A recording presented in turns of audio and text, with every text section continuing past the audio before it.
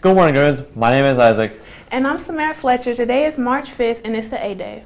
Men's Warehouse is partnering with the FCCLA with a program called Cash for Schools. For every tux that is booked in the Tonka group at Men's Warehouse will receive $5.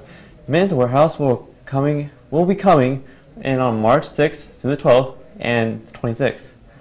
During lunch, to help students get fitted for tuxes, pick styles and sizes, and put down payments on tuxedo rentals. Come try out for the 19 through 20 Griffinettes. Clinic days run through March 11th through the 13th from 3 to 4:30 with closed tryouts on March 14th. See Coach Tiffin Byrne in A7 to pick up a tryout packet during passing period. After-school tutoring is on Tuesday and Wednesday each week from 2:45 to 4:15. The locations for the assistants are followed.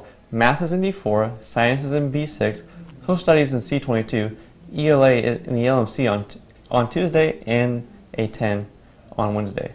New prom items added to the Tonka ticket raffles. Stop by the Student Service Center Tonka ticket box and deposit your Tonka tickets for chances to win a tuxedo rental, salon nail gift card, and more. Friday we had an amazing Black History Month Assembly, and now March kicks off Women's History Month to bridge those two topics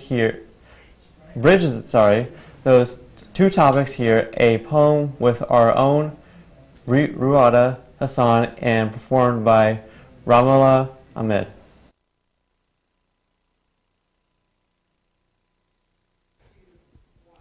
My family are immigrants, so my Black history is built on a different path than typical African Americans. Slavery isn't a part of my past, and it never affected my ancestors. We as African Americans faced our own struggles like imperialism and genocides, but nothing that could ever measure up to the terrible acts of slavery and oppression that our fellow African Americans' ancestors experienced. The history of our people who originated from Africa, comes in all shapes and forms regardless of whether or not those who came before us were stripped from our lands and taken as workers. Africans have a very elongated history on oppressing their own people.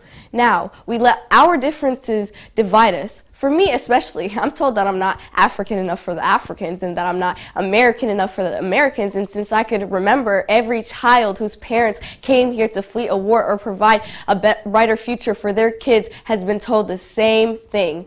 A whole generation left in the middle, forced to feel like they don't belong, not only by society just for being different, but by their own people as well.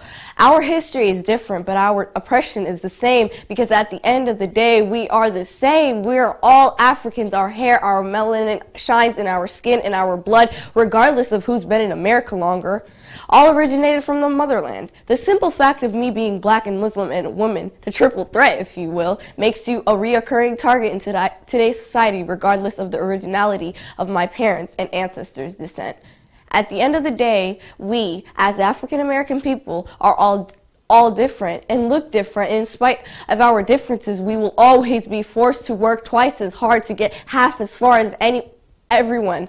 African Americans have their differences, but because of the world we live in today, our differences shouldn't divide us. They should in fact bring us closer and help us stand up for ourselves and our people. The world may not always love us for who we are, but we shouldn't let the hate get to us. We should channel all the feelings we get from that hate and transform it into positive energy and uplift our community and come together as one and put our differences aside once and for all.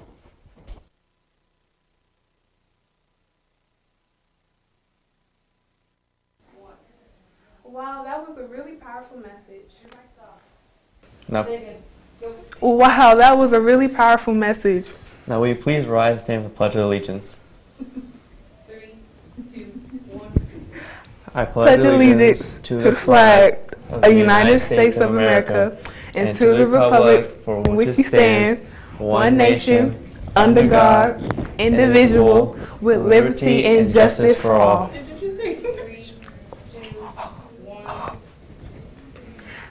That's all for today. I'm Samara Fletcher. And I'm Isaac. Have a great rest of your day.